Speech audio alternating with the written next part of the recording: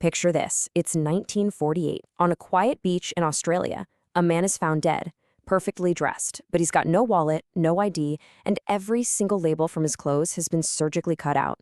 And in a hidden pocket, a scrap of paper with a secret code that to this day no one has ever been able to break.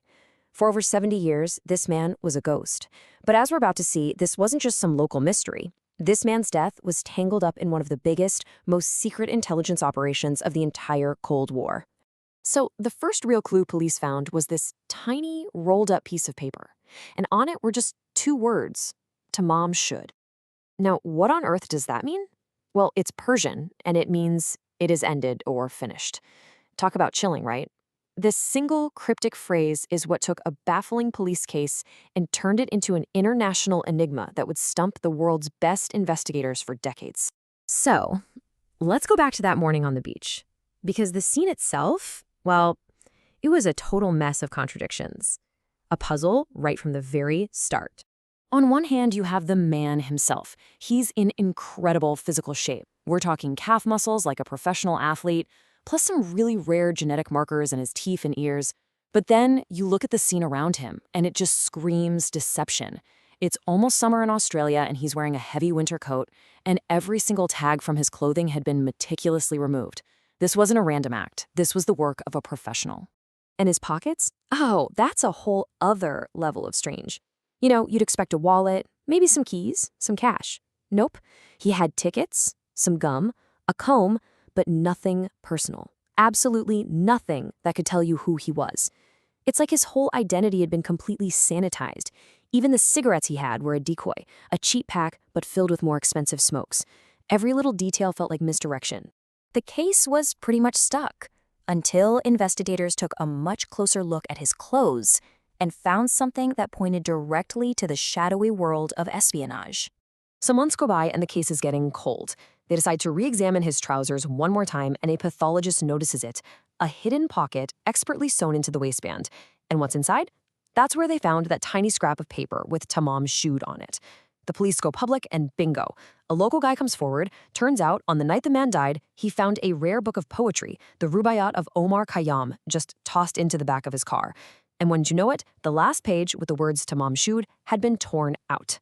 All of a sudden, a poetry book was Exhibit A in a potential spy thriller. And in the back of that very book, scribbled faintly in pencil, was the real heart of the mystery. This 5-line code. Let me tell you, this thing has stumped everyone from naval intelligence and the FBI to modern supercomputers. No one, and I mean no one, has ever been able to crack it. And you can even see that the second line is crossed out, as if the person writing it made a mistake, maybe under pressure. So why is this code so tough? The leading theory is that it's a one-time pad cipher. This is basically the holy grail of spycraft. Think of it like this. You and I have two identical copies of a specific book. We agree our secret key is, say, the first letter of every 10th word. To anyone else, our message is just a random string of letters. But for us, with the key, the book, it's a perfect message. Without that key, it's mathematically unbreakable. This isn't amateur hour. This is professional tradecraft. Then another piece of the puzzle surfaces. A suitcase. It was left at the local train station the day before he died. And just like his clothes, it's been scrubbed. All the name tags are cut out, except for one. The name T. Keene. But the police knew pretty quickly this was a deliberate red herring, a dead-end trail meant to mislead them. The one real link? A spool of orange thread in that case perfectly matched a repair on the dead man's trousers. They had their man's luggage. Okay, so up to this point, this is a truly bizarre mystery. But to really understand why this one dead man mattered so much, we have to pull the camera way, way back and look at the secret intelligence war that was raging across the globe. At the exact same time our man is found on the beach, deep in secret bunkers in America and the UK, codebreakers were working on a project called Operation Venona, and they had done the impossible. They'd found a tiny flaw in the supposedly unbreakable Soviet code system, and they were reading top-secret KGB messages. And what Venona revealed was a bombshell. A massive Soviet spy ring was operating right inside the Australian government. Now, you have to look at the timing here. It's just wild. Australia opens a top-secret rocket range, Operation Venona exposes the spy ring that's leaking its secrets, and at that exact moment, our mystery man dies on a beach right nearby. His death wasn't a random event. It happened at the absolute epicenter of a Cold War crisis.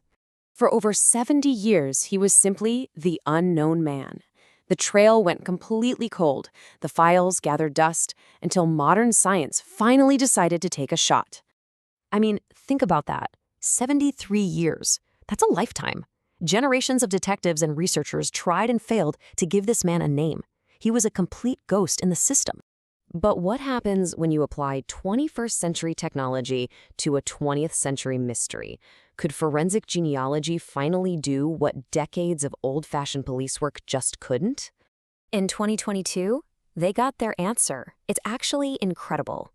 Using just a few hairs found trapped in the original plaster death mask they made way back in 1949, researchers built a full family tree.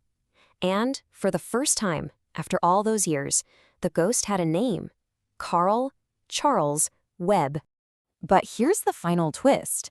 Giving the man a name didn't solve the mystery. In fact, it might have made it even stranger. You'd think that's it, right? Case closed. We know who he is. But the identity of Carl Webb doesn't really answer the question of who the Somerton Man was. Because on one side, you have Carl Webb, an electrical engineer and instrument maker from Melbourne who liked poetry and betting on horses. He seems, well, ordinary. But on the other, you have the death of a ghost, an untraceable poison that mimics a heart attack, an unbreakable code, a completely sanitized identity. These two profiles, they just don't match up. And the coincidences are just too much to ignore. Webb's skills as an instrument maker were perfect for espionage. He totally vanished from his home for months. He died a short walk from the home of a nurse, Jessica Thompson, whose phone number was in the back of his book and who, by the way, reportedly spoke Russian. And here's the kicker. Her son shared the same two incredibly rare genetic markers as Carl Webb. So the ultimate question remains. After 73 years, we finally found the man's name. But did we just uncover the details of a tragic, ordinary life? Or did we simply find the expertly crafted cover story for a spy whose luck had finally run out?